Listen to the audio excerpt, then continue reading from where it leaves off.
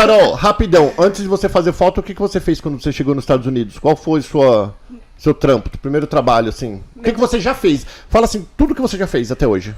Olha, eu vim decidida que eu ia investir em mim aqui na América. Que eu ia focar nos meus objetivos e Deus sempre falou pra mim que a foto ia dar certo, mesmo eu não achando que não, em todos os motivos de não. Então, quando eu cheguei, eu fui trabalhar numa loja de mala. Em 3 meses eu mudei esse trabalho, fui para uma loja, para um marketing de uma empresa. Posso falar valores? Fala tudo que você quiser. Eu ganhava 1.200 por mês nessa loja de mala. Em 3 meses eu troquei meu trabalho por $700 por mês, porque eu ia ter mais tempo para investir na fotografia, que era um part-time. Uau. Financeiramente, péssima coisa. Não faça isso. Ia de bicicleta pro trabalho. Aí foi quando eu peguei a bike, porque eu não tinha como me locomover muito. E muitos eventos que eu fiz pra divulgar o meu trabalho, às vezes eu não tinha nem como comprar água em si. Mas beleza, vamos lá. E daí veio a pandemia, todo mundo em casa. E eu vi que a limpeza seria a melhor opção pra mim, pra ter flexibilidade de horário. Então, muitas das vezes eu fazia 2 casas de manhã, trocava de roupa dentro do carro e ia embora lá tomar um champanhe com as minhas lindas clientes que me davam oportunidade no começo. Então, foi uma questão mesmo de objetivo. Meu objetivo era fotografar, era chegar na profissão, mas chegou uma hora que eu conversei com Deus. Eu falei, olha, tá pesado. Então foi vendedora e faxina. Mas, foi vendas e faxina. Quanto tempo de América? 4 anos. 4 anos. Deixa eu passar aqui pro lado esquerdo da Fernanda. Eu não quero perguntar muitas coisas, porque você logo vai estar voltando aqui para contar a tua história. Quanto tempo você está aqui, Fer? Eu cheguei em agosto de 2015, vão fazer 7 anos e meio, né? O que você já fez aqui para trabalho? De trabalho, eu posso me considerar uma pessoa privilegiada, porque de trabalho eu tive um salão de cabeleireiro que eu fui gerir. Mas sua cabeleireira não? Imagina! Deixa eu fazer uma pergunta. Você foi dona do salão? Cara, eu sou louco pra abrir um barbearia. Eu também queria. E não dá dinheiro, né? Então.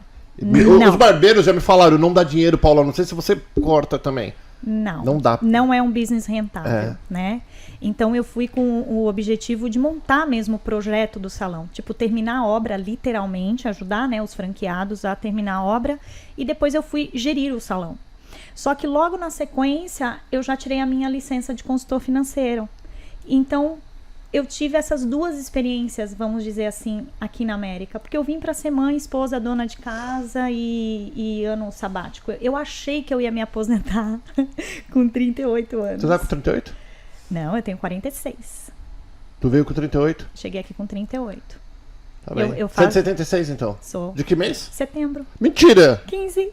Eu sou 12, sabe, né? Ah, a gente é trutos. Então eu sou mais velho. Mais velho. Então respeita, menina.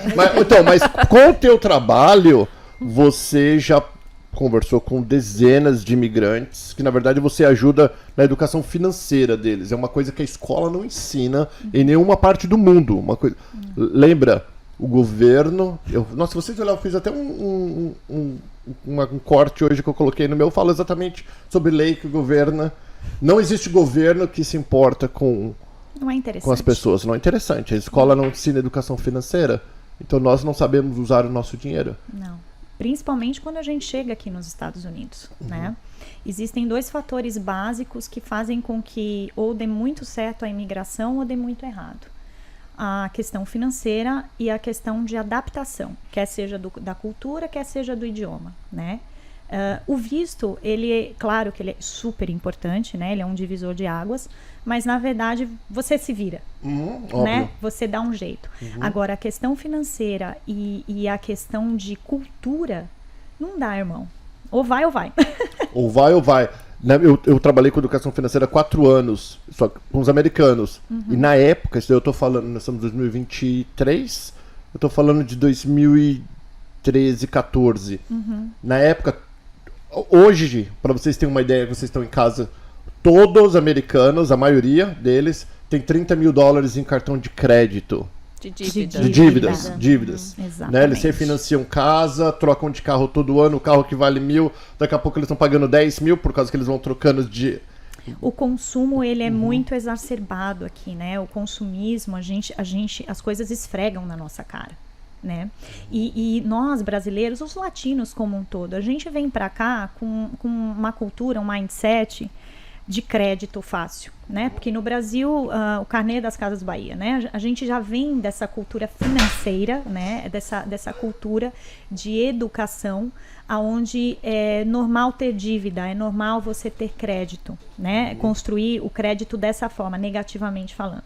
Aí você chega aqui nos Estados Unidos, cara, você entra numa Ross, eu posso falar algumas marcas? Você fala o que você quiser. Tá, ok, porque eu não tenho compromisso com ninguém, então, mas você entra nessas lojas, no Walmart, no Walgreens, na Burlington, o consumo é tão, assim, esfrega na tua cara que você fala, uau, eu quero sair comprando, né?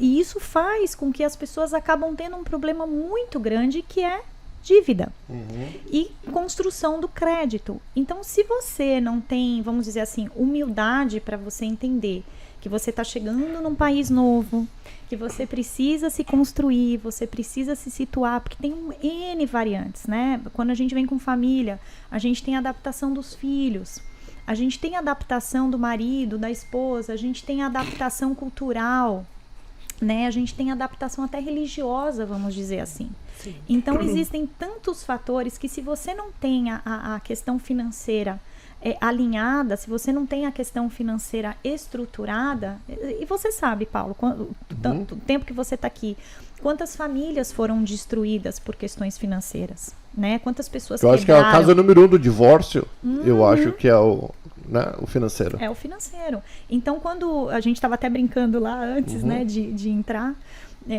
você falou assim, pô, você vende e tal. Claro que o produto final é alguma coisa, né? Mas eu decidi fazer isso muito mais por uma missão, porque quando eu cheguei aqui, eu quebrei a cara, eu não fui educada financeiramente. Eu achei que eu estava preparada, e eu cheguei aqui, eu vi que eu não estava preparada financeiramente para viver a América, de fato. Então, eu dei um passinho para trás, né, a sandalinha da humildade, vivo com menos, até hoje, né, eu vivo com menos do que eu tenho. Você pode ver, constatar, eu não sou uma pessoa que eu fico ostentando, porque eu aprendi, né, que aqui, para você ter uma abundância financeira e você ser próspero, o que vale é o dinheiro na conta corrente, o seu credit score lá em cima, ok? E viver bem. É isso, né? O resumo da América. Você consegue viver com pouco e muito bem. Sim. Você não precisa ganhar muito dinheiro para viver bem. É que geralmente quando eu dou um exemplo até por mim, que venho de família pobre, se você ganha 1.000, você vai viver com 1.000, você ganha 2, as coisas começam a melhorar, e não tem nada de errado, porque você tem que crescer. Tá certo. Aí você vai ganhar 5, você começa a viver com 5, você ganha 10, vai viver com 10, ganha 20... Esse é o maior erro. Você sabe que eu tava escutando o Thiago Brunet esse final de semana, numa das mentorias, que isso também acho que é uma coisa que ajuda muito a gente, né? Tá na onda a gente falar de mentoria, tá na onda a gente falar de coach, né? Terapia familiar sistêmica. Tudo é autoajuda, porque o mundo anda tão acelerado, né? A tecnologia, a informação, a comunicação anda tão acelerada que a gente precisa usar alguns recursos pra gente ficar melhor. E o Thiago Brunet, ele deu um exemplo assim para mim que foi fantástico. Ele falou assim, olha, eu comecei a ganhar dinheiro na internet porque as pessoas me olham e falam assim, não, nasceu milionário. Ele falou, cara, até 2014 eu era um Zé Ninguém, né? Então as coisas explodiram depois de um tempo. Só que eu e a minha esposa, a gente tomou uma decisão. Eu vou viver com menos do que eu tenho e vou guardar para o meu futuro. E abaixo das condições. Sempre. E ele foi um cara que ele falou assim, eu não quero nem saber se as pessoas estão achando que eu tô sempre com a mesma camiseta, com a mesma calça. Eu posso estar usando um Gucci, eu posso estar usando um Yves Saint Laurent, não importa, mas depois que eu tenha condições. E eu acho que isso vem muito da nossa cultura do latino, que a gente foi educado pro status. Mas eu acho que não é nem do latino, eu acho que é do pobre. Porque o país de terceiro mundo, falando no Brasil... latino, né? Terceiro mundo Se você tem um tênis melhor do que o meu, você já tá melhor do que eu. Se você tem carro e eu não tenho, já é um status. Os status, coisas são todas pequenas. Então, acho que a gente aprende isso com os nossos pais indiretamente. Isso, por isso que a quebra do paradigma da educação financeira, de pessoas que fazem o que eu faço, é muito importante. Porque ela vai além do produto. Ela é um trabalho muito forte de você quebrar paradigmas, de você tirar as crenças limitantes. Eu não tenho que ter uma Mercedes para eu ser aceita no bando. Exato. Eu tenho que ter minha conta com dinheiro. E é em verdade, paz. que é a liberdade. Você não sabe o que é ser uma pessoa livre enquanto você estiver endividado. Eu vou dar um exemplo. Eu vou mudar de apartamento agora. E eu vou morar com um amigo. Aí nós estávamos olhando os apartamentos e tal. Ele, eu prefiro morar nesse, que não sei o que, tem academia, tem a piscina e tal. Aí eu falei assim, olha, pra mim, na fase que eu tô, eu não usufruo do condomínio. Menos é mais. Então, pra mim, é indiferente o condomínio. O que eu preciso é de um apartamento que tenha uma luz boa, que eu gosto de abrir minha casa. No local meio de acesso fácil pra eu poder me locomover bem, não ficar com muito trânsito e tudo mais. Agora, se você precisa do condomínio, eu acho que a gente não tá se conectando. Sim. Porque não é o que eu preciso pra mim.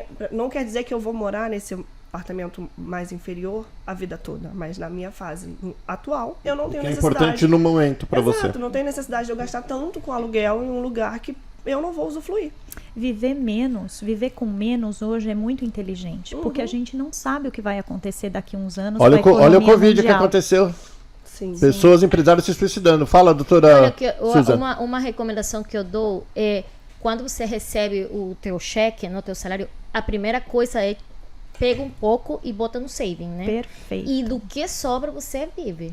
Perfeito. Pague a si mesmo E as pessoas falam que não conseguem. Eu falei sobre esses dias. Assim seja $20, mas Não, guarda. É isso aí. É o hábito, se você, O hábito de guardar. E a hora que você vê aquele montinho virando montão, é uma delícia. aí você fala, gente, eu vou conseguir mais. E eu dou um exemplo. Você acha que você não consegue fazer. Fala, Paulo, malemar tô fazendo break-even. Malemar tô conseguindo pagar as contas. Mas eu garanto, se você fizer uma conta, você vai honrar. Com certeza. Você vai pagar. O que eu falo para as pessoas, a maioria dos pobres, eu falo muito essa palavra pobre, porque é a mentalidade do pobre. E se você, enquanto você não. E o pobre não é que não tem dinheiro, eu tô falando aqui, né? Pobre da cabeça, tá?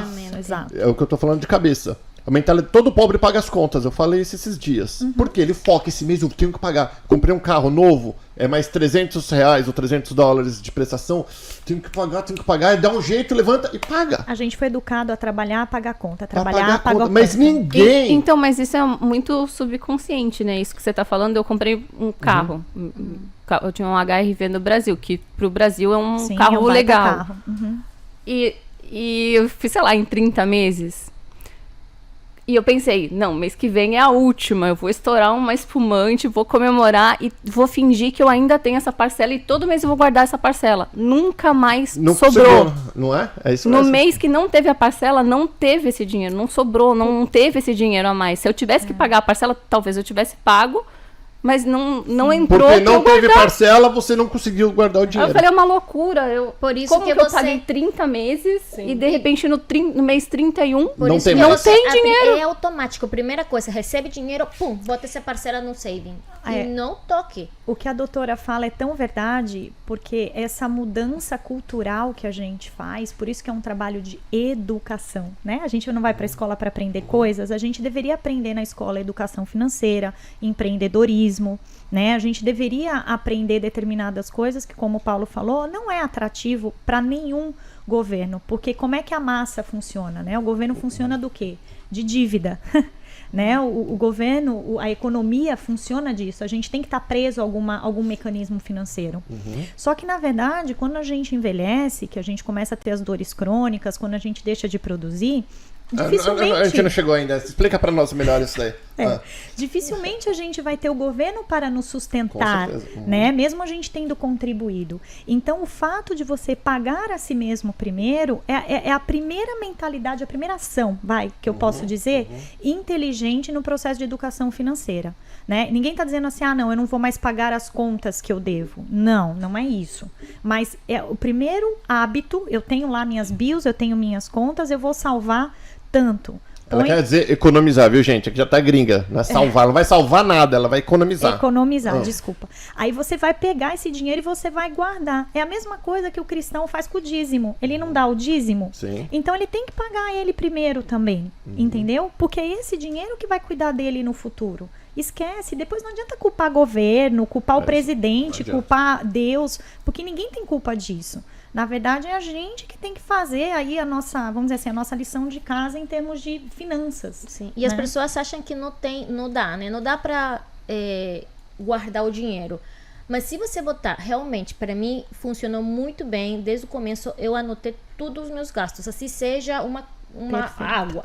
Perfeito. Aí eu comecei a ver o que eu estava gastando demais, que não precisava. Sim. Por isso que eu fiz. Entendeu? Então você fala, nossa, eu como tanto na rua. Eu ia falar isso agora. Eu fiz minhas marmitas essa semana, tô amando comer em casa. E você E come começa- melhor ainda, né? Nossa. Sim. E eu lembro que meu cunhado tinha falado outro dia pra mim, eu fiz isso, Susan, e eu vi que eu gastava no Starbucks $500 mensuais. Você acredita que Aí quando você vai Você- passar pelo Starbucks, $500? Não. Não. Sério, eu falei, gente, você gastou Quando você tudo começa isso. a perceber pra onde você tá gastando, É. você fala, peraí, eu não trabalho que nem um idiota pra Pra isso. ficar... E isso a gente usa também com o tempo. Quando você escreve, desde que você acorda até você anoitecer, tudo que você faz hora por hora, você vai começar a ver também que você tá gastando muito tempo, talvez, Com coisas na internet, desnecessárias. na televisão. Sim. Então você fala, eu não tenho tempo de ir ao ginásio, eu não tenho tempo Assinatura. disso. E quando você vê, nossa, eu tenho 2 horas que se eu deixo de ficar no celular, eu poderia Ir pra academia. Tá ir pra Produzindo. academia. Você gasta 2 horas no celular, acha normal, mas 2 horas lendo um livro ou então fazendo alguma coisa específica